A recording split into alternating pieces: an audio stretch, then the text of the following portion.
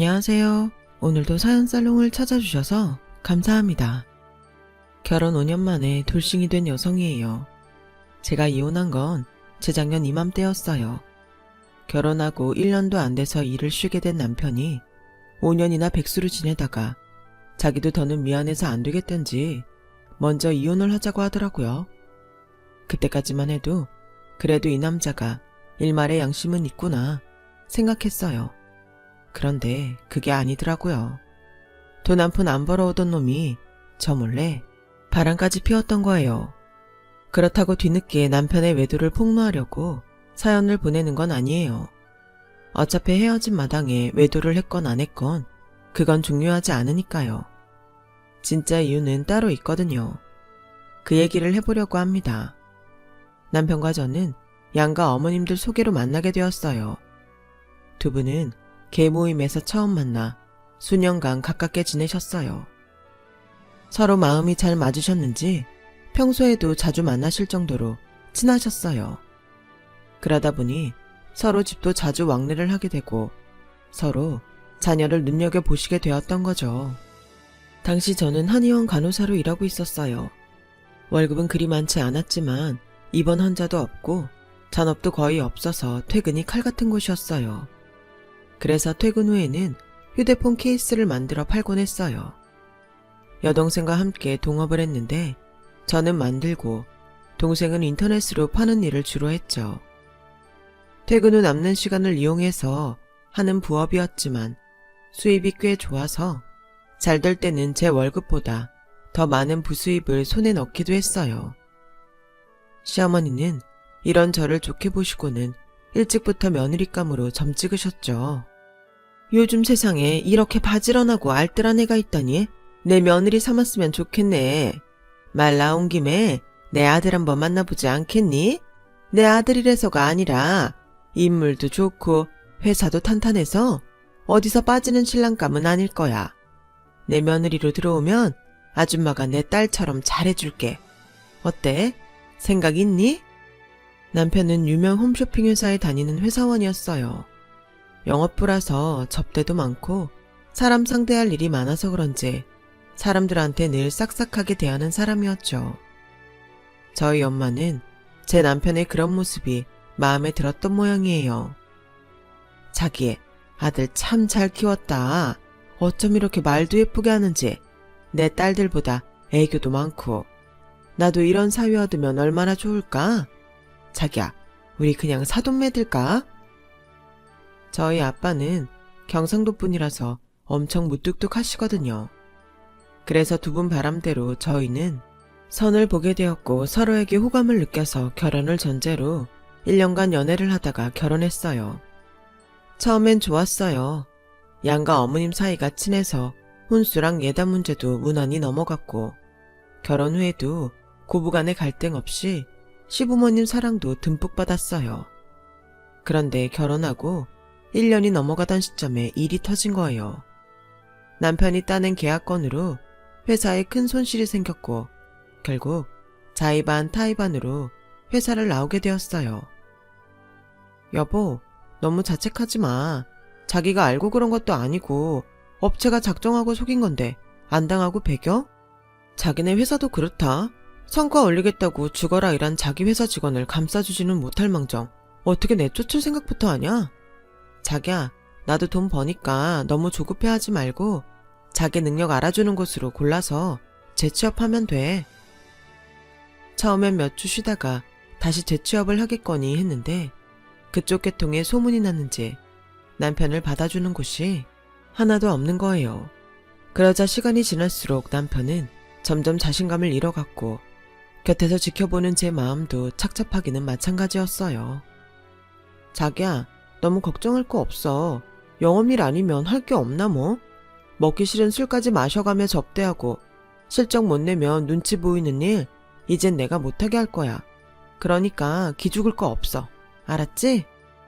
혹여 이 일로 남편이 마음에 상처를 입을까봐 남편 기살리느라 한동안 얼마나 노력했나 몰라요. 악처가 되기보다는 평생 함께할 내 남편 마음부터 달래주는 게 상책이다 생각했거든요. 그땐 사람 나고 돈 났지 돈 나고 사람 나는 거 아니다 생각했거든요.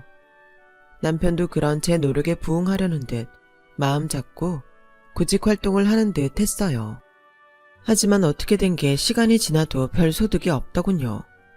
그렇게 남편의 구직 활동만 반년 넘게 이어졌고, 그러는 사이 저도 남편도 많이 지쳐갔어요. 꽃노래도 한두 번이라고 매번 제가 남편을 달래줄 수만은 없었거든요. 게다가 처음엔 그나마 노력하는 모습을 보이던 남편은 시간이 지나자 점점 나태하게 변해갔어요. 아예 구직을 포기한 사람처럼 마치 백수로 살기로 결심한 듯 보였죠. 그제야 당근만 사용했던 제 행동이 잘못됐다는 걸 알게 되었죠. 그동안 남편 기죽이지 않으려고 제가 더 남편 눈치를 보고 살았던 저는 더는 안 되겠다 싶더라고요. 그래서 대놓고 쓴소리를 했어요. 여보, 사무직이 아니더라도 돈 벌 곳은 많아. 정 안 되면 배달 알바라도 하면서 자리가 나길 기다려도 되잖아. 자기 일 그만둔 지 반년이 넘었어. 우리 전세 대출금 이자 갚으려면 나 혼자 벌이로는 힘들어. 그러니까 눈 좀 낮춰서 구해보자. 뭐? 나보고 배달을 하라고? 당신 너무한 거 아니야? 내가 놀고 싶어서 놀아. 마땅한 자리가 안 나니까 그렇지. 그리고 나 대학 졸업해서 지금까지 한 번도 안 쉬고 일해왔어. 근데 꼴랑 반년 쉬었다고 나한테 돈 못 벌어온다고 타박하는 건 솔직히 기분 나빠. 이러다 나이 들어서 진짜 일 못하게 되면 그땐 내 쫓을 기세네. 암튼 난 쪽팔려서 그딴 일 못하니까 당신도 그렇게 알아. 그동안 너무 오냐오냐 해줘서 그런지 남편 너무 먹긴 놈이 성낸다고 되려 자기가 화를 내고는 집을 나갔어요. 그리곤 다음날까지도 돌아오지 않았죠. 그런데 다음날 회사로 시어머니가 전화를 하셨더라고요. 네, 어머님. 무슨 일로 제게 전화를 다 하셨어요. 집에 무슨 일 있나요? 너 그렇게 안 봤는데 정말 너무한다? 넌 네 남편이 그렇게 우습디? 아니, 우리 집이 그렇게 우스웠어? 그게 무슨 말씀이세요, 어머님? 몰라 묻니? 네가 내 아들한테 배달일 하라고 했다며? 내 아들 서울 4년대 대학 나온 애다. 그런 애한테 오토바이 타고 남의 집에 배달이나 다니라니 그게 말이 되니? 세상에, 나 이번에 너 다시 봤다. 부부가 뭐니? 힘들고 지칠 때 곁에서 서로 보다듬고 아껴줘야 하는 사이 아니니? 근데 어떻게 남보다 못하니? 넘어진 김에 쉬어가란 말도 몰라? 기왕 이렇게 된 거 몸이랑 마음 추스려서 괜찮은 회사에 취직하게 해야지. 넌 어떻게 눈앞에 돈만 보니? 암튼 난 내 아들 창피한 배달 일은 못 시키니까 그런 줄 알아라. 어머님, 저도 그동안 그이 마음 다칠까봐 노력 많이 했어요. 하지만 언제까지 이렇게 살 수는 없는 거잖아요. 솔직히 전요, 직업에 귀천이 없다고 생각해요. 배달 일이 어때서요? 하늘에서 감 떨어지기만 기다리며 입만 벌리고 사는 것보다 자기 몸으로 뛰면서 일하는 게 100배 1000배 낫다고 생각해요. 그러니까 어머님도 너무 그 일을 감싸고 돌지 말아주세요. 그 일을 위해서 하는 말이에요. 얘 말하는 것 좀 봐. 너 지금 시엠 일을 가르치려는 거냐? 암튼 난 내 아들 그런 일하게 못 두니까 그렇게 알아둬. 시어머니는 화를 버럭 내시곤 전화를 끊어버렸어요. 저는 이런 어머님도 이해가 안 갔어요. 4년제 대학이 아니라 하버드 졸업을 했대도 상황이 그러면 배달 일도 할 수 있는 거지, 안 그런가요? 아무튼 그 일로 집을 나간 남편은 일주일이 넘어서야 돌아왔어요. 집에 와서는 미안하다는 말 한마디 없이 앞으로는 시댁에서 매달 생활비를 보조해 주기로 했다며 되려 큰 소리를 치더라고요. 30 넘어 결혼까지 한 사람이 부모 도움받으며 생활비 받는 걸 창피한 줄도 모르고 떠드는데 정말 한심하더라고요. 그때 처음 이 결혼을 후회했어요. 시댁에서 매달 100만 원씩 생활비 보조를 해주자 남편은 아주 당당하게 백수 생활을 했어요. 일 끝나고 집에 와보면 남편은 소파에 누워서 TV를 보고 있거나 게임을 하고 있었어요. 식탁이며 싱크대에는 먹고 쌓아둔 그릇이며 반찬통이 그대로 나뒹굴고 있었고 베란다에 널어둔 빨래도 그대로 널려 있었죠. 당신 정말 너무하는 거 아니야? 집에서 놀면서 자기가 먹은 밥그릇 정도는 설거지 해놔야 할 거 아니야. 바닥에 과자 부스러기며 맥주캔까지 내가 치워야겠어? 나 정말 힘들어. 병원 일하랴 부업하랴 몸이 10개라도 모자랄 판에 어떻게 집에서 놀고 먹는 당신 뒤치다거리까지 해야 해? 이럴 거면 차라리 이혼하자. 나 앞으로 이러고 살 자신 없어. 그 말에 충격을 받았는지 며칠 뒤 남편은 취직을 했다며 자기를 한 번만 믿어달라고 하더라고요. 나 이제 정말 열심히 일할 거야. 그러니까 자기야, 이혼 얘기는 없었던 걸로 해줘. 내가 노력할게. 애초에 남편이 백수 생활을 하면서 생긴 불화였기에 남편이 재취업한 마당에 더는 얼굴 붉힐 일 없을 것 같았어요. 그래서 알겠다고 했죠. 예전처럼 남편과 아침에 출근을 하게 되자 기분이 새롭더라고요. 퇴근길에 밖에서 만나 데이트도 하고 떡볶이도 사 먹다 보니 연애하던 시절도 떠오르고 좋았어요. 그런데 고작 석 달도 안 돼서 남편은 회사에서 나왔지 뭐예요. 이번에는 회사 사정이 안 좋아서 그렇게 됐다고 했어요. 여보, 난 정말 안 되는 놈인가 봐. 어떻게 들어간 지 3개월도 안 됐는데 회사가 망하냐? 나 정말 이번엔 잘해보려고 무진장 노력했다고. 당신도 알잖아. 남편 말이 틀린 말은 아니었어요. 이전 회사에 다닐 때보다 출근도 일찍 하고 회사 일에 적극적이었거든요. 노력하는 모습을 봤기 때문에 저도 남편을 탓할 수 없었어요. 그렇게 다시 백수가 된 남편은 그래도 그 사이 눈치는 생겼는지 전처럼 개망나니처럼 살지는 않았어요. 저 대신 집안 청소에 빨래도 하면서 나름 제 몫을 하려고 했으니까요. 구직이 어려워 백수 생활이 길어질 것 같자 제 눈치가 보였는지 주방일까지 도맡아 하기 시작했어요. 인터넷에서 본 레시피로 찌개도 끓이고 밑반찬도 제법 만들게 되었죠. 그런데 하루는 제가 출근한 사이 시부모님이 집에 오셨다가 남편이 앞치마를 두르고 집안일을 하는 걸 보셨는지 난리가 난 거예요. 퇴근에 돌아와 보니 저희 엄마까지 집에 와 계시더라고요. 시아버지는 아예 등까지 돌리고 앉아서 씩씩대고 계셨고 시어머니는 소매로 눈물을 훔치고 계셨어요. 엄마는 가시방석에 앉은 사람처럼 좌불안석이었죠. 제가 현관에 들어서자 시어머니의 카랑카랑한 목소리가 들렸어요. 이봐요 사돈, 어떻게 이럴 수가 있어? 내 아들이 놀고 싶어서 노나? 회사가 망해서 나자빠진 걸 내 아들이 어쩌겠냐고. 지라고 속이 편하겠어. 밤마다 잠도 못 자고 소갈이 하는 애를 기어이 앞치마까지 둘러서 집안일을 시켜야겠냐고. 사돈이라면 이런 꼴을 보고 속에서 천불이 안 나겠어? 나 자기 보고 이혼사 진행했던 건데 솔직히 지금 심정 같아선 당장이라도 이 결혼 무르고 싶어. 나도 내 아내 생각과 같습니다. 안 싸더니 보기에 이게 말이 된다고 생각합니까? 내 아들이 못나서 애비된 도리로 생활비를 매달 300씩 주는데 그런데도 내 아들놈한테 이런 대접을 한다면 우리도 앞으로는 생활비 대줄 생각 없습니다. 얘들 생활비 대느라 내 집사람이 요즘 모텔에 청소하러 다닙니다. 그렇게 벌어서 돈 대줬더니 세상에. 아무튼 앞으로는 지들이 살든 못 살든 내버려 둘 테니 안 사돈도 뭐라 하지 마세요. 그동안 매달 300만 원씩 주셨다는 말에 어안이 벙벙했어요. 아버님, 죄송하지만 저희는 지금까지 시댁에서 100만 원씩 원조 받았어요. 그나마 그이 재취업하고는 한 푼도 받은 적이 없고요. 얘가 지금 무슨 소리를 하는 거냐? 그럼 네 시아버지가 주지도 않은 돈을 줬다고 거짓말한다는 거냐? 네가 그렇게 못 믿겠다면 보여주마. 내 은행 앱에 입출금 내역 찍혀 있으니까 한번 보라고. 매달 15일에 내 아들 통장으로 300씩 이렇게 보낸 거 보이지? 이런데도 이딴 소리 할 거냐? 시어머니 은행 앱에 찍힌 금액은 분명 300만 원이었어요. 여보, 이게 어떻게 된 거야? 그럼 지금까지 어머님한테 받은 돈은 어디에 있어? 혹시 자기가 썼어? 그제야 남편은 무릎을 꿇고는 이실직고를 했어요. 취업을 했다는 건 다 거짓말이었고 시댁에서 받은 돈으로 월급인 양 제게 건넸던 거였죠. 이전에 매달 들어온 돈 300만 원 중 200만 원은 그동안 집에서 놀면서 자기 용돈으로 썼다더군요. 시부모님은 물론 저희 엄마도 남편의 철없는 행동에 혀를 내둘렀어요.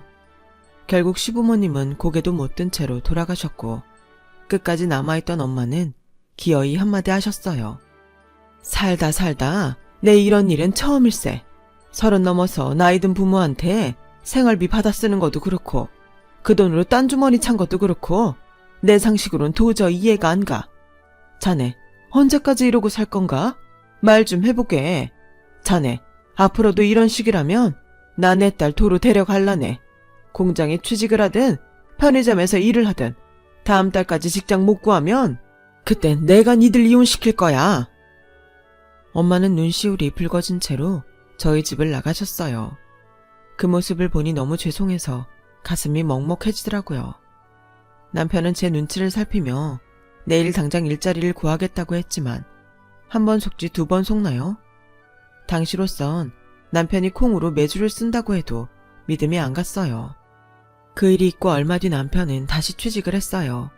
하지만 얼마 안 가 일이 적성에 안 맞는다며 다시 회사를 뛰쳐나왔고 그러기를 여러 번 하는 동안 5년이란 시간이 흘렀죠. 5년 결혼 생활 동안 남편이 벌어온 건 제 1년치 월급도 안 될 거예요. 초반 2년 정도는 시댁에서 생활비를 보조해 주셨지만 시어머니가 다리를 다쳐서 일을 못하게 되시는 바람에 2년 뒤부터는 그 돈도 딱 끊겨버렸죠. 남편과는 사이가 점점 악화돼서 방도 각방을 썼고 한 집에 사는 동거인일 뿐 그 이상의 감정은 남아있지 않았죠. 그러던 어느 날이었어요. 결혼 5주년 기념일을 앞두고 남편이 외식을 하자고 하더군요. 솔직히 그러고 싶지 않았어요. 여보, 내가 꼭 할 말이 있어서 그래. 내 마지막 소원이야. 퇴근 시간이 가까워질 때까지 갈등을 했던 저는 마지막 소원이라는 말이 한 번 더 속아주는 셈 치자 싶어 갔어요. 남편은 케이크에 목걸이 선물까지 준비했더라고요. 그리고는 어렵게 말을 꺼냈어요. 여기 기억나? 우리가 처음 만났던 곳이잖아. 그땐 우리 결혼 생활이 이렇게 끝나게 될 줄은 몰랐는데. 여보, 그동안 많이 미안했어. 이젠 당신 놓아주려고. 앞으로 나처럼 못난 놈 만나지 말고 돈 많고 멋진 남자 만나서 새 인생 시작하길 바랄게. 염치가 없어서 더는 당신 붙잡고 살기 힘들 것 같아. 우리 이혼하자. 매 순간 목구멍까지 차올랐던 그 말을 남편이 먼저 꺼낼 줄은 몰랐어요. 그동안 남편과 살면서 지긋지긋했던 날들이 이상하게도 별거 아닌 것처럼 느껴지더라고요. 그동안 벌레처럼 보였던 남편이 왠지 안 됐다는 생각도 들었고요. 하지만 이런 결혼 생활을 더 길게 끌고 가봤자 서로 좋은 꼴은 못 볼 거라는 생각이 들어 남편 뜻에 따르기로 했어요. 그렇게 5년 결혼 생활을 끝내고 남남으로 돌아섰어요. 위자료 없이 재산 분할을 하는 선에서 마무리 짓기로 하고 전셋집을 빼서 보증금을 나눠 가졌어요. 가구랑 전자제품은 팔 수 있는 건 중고로 팔고 남은 건 제가 친정집으로 가지고 들어갔어요. 주변에선 위자료를 받지 그랬냐고 했지만 돈 나올 구멍이 있어야 받죠. 그때는 이쯤에서 정리하는 것만으로도 다행이다 싶었어요. 하지만 제가 잘못 생각했다는 걸 이혼 후 1년이 지나서야 알게 되었죠. 하루는 웬 여자가 전화를 했더라고요. 제 남편 일로 만나서 할 말이 있다면서 보자고 했어요. 이미 1년 전에 이혼하고 끝난 사이라 들을 얘기 없다고 했더니 지금 얘기를 안 들으면 후회할 거라나요? 그래서 회사 근처 카페에서 만났는데 뭐라고요? 그이가 복권에 당첨돼요? 하지만 나랑은 상관없어요. 이미 이혼한 사이니까. 복권이 언제 당첨됐는지 알면 생각이 달라질 텐데요.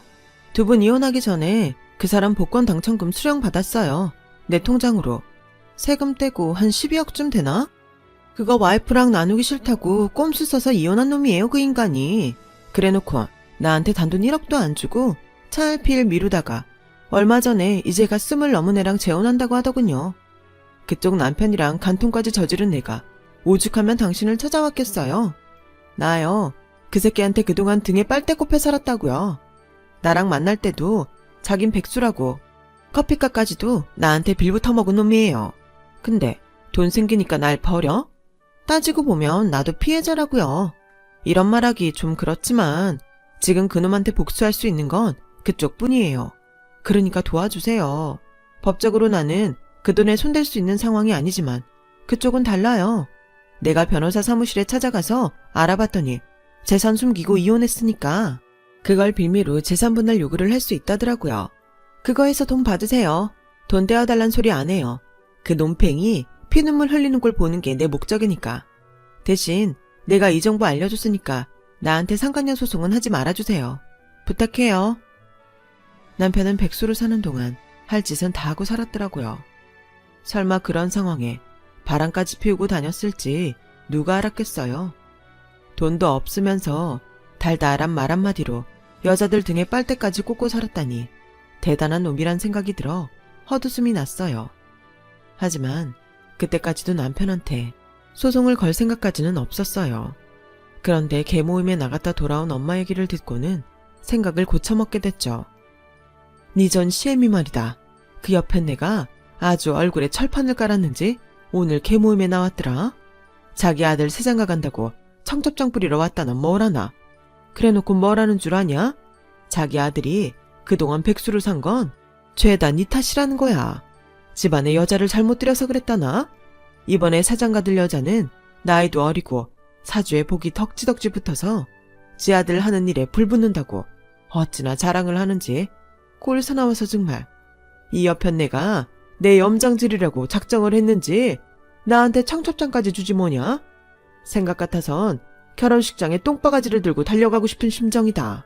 근데 그놈은 1년 사이 뭘 해서 그렇게 돈을 벌었다니? 소문엔 사업한다고 수입차까지 끌고 다닌다더라. 너도 알고 있었니? 아, 괜히 엄마 때문에 내 딸 인생망 망쳐놓은 것 같아서 미안하구나. 내 엄마한테 청첩장까지 건네다니 아주 미쳐도 단단히 미친 거예요. 그래서 전 남편 결혼식 날 단단히 마음먹고 찾아갔어요. 저를 보자 전 남편과 전 시부모님은 주변 눈치를 살피더라고요. 저희 엄마한테 친히 청첩장까지 주셨다길래 안아볼 수가 있어야죠. 오는 김에 빈손으로 올 수 없어서 예정을 생각해 봉투도 준비했어요. 결혼 축하해. 이건 받아. 전 남편은 제가 내민 봉투를 받아들며 얼떨떨한 표정을 지었어요. 하지만 봉투를 열어보고는 이내 얼굴이 백지장처럼 하얘졌죠. 이게 무슨 소리야? 이혼한 지 1년이나 지났는데 재산분할 소송이라니. 당신이 착각하는 모양인데 우린 이미 끝난 사이야. 그건 그쪽 생각이고 이혼 전에 생긴 수입은 반반 나눴어야지. 예를 들면 내연녀 통장으로 지급받은 복권 당첨금 같은 거 말이야. 잡아뗄 생각하지 마. 그 여자 통장 입출금 내역서랑 증언까지 이미 확보했으니까. 그 사이 재산 빼돌릴 생각은 안 하는 게 좋아. 내가 이미 당신 재산 처분 금지 신청해뒀거든. 세장가 갈 거면 과거는 깨끗이 털고 가야 할 거 아니야. 안 그래요, 전 시어머님? 그럼 결혼 잘하고 법정에서 보자고. 참, 간통죄는 사라졌지만 간통 위자료 신청은 가능하더라. 그것도 하려고 해. 이번엔 당신 지갑 탈탈 털리겠네. 그럼 난 이만 가볼게. 여기 식당 음식이 구리거든. 그렇게 저는 전 남편한테 뜻깊은 재혼 선물을 남기고 돌아왔어요. 재판 끝에 저는 복권 당첨금 절반과 남편의 외도에 따른 위자료를 지급받았어요. 그 돈으로 가게를 얻어 여동생과 본격적으로 액세서리 샵을 시작하게 되었죠. 물론 본업인 한의원 간호사 일은 그대로 하고 있고요. 부업으로 벌어들이는 돈이 제 월급의 3배가 넘는다는 건 비밀이지만요. 결국 전 남편은 재판이 끝나기도 전에 어린 신부한테 이혼을 당했어요. 정확히 이혼은 아니었어요. 신부가 돌아가는 상황을 알아채고는 혼인신고를 하지 않았으니까요.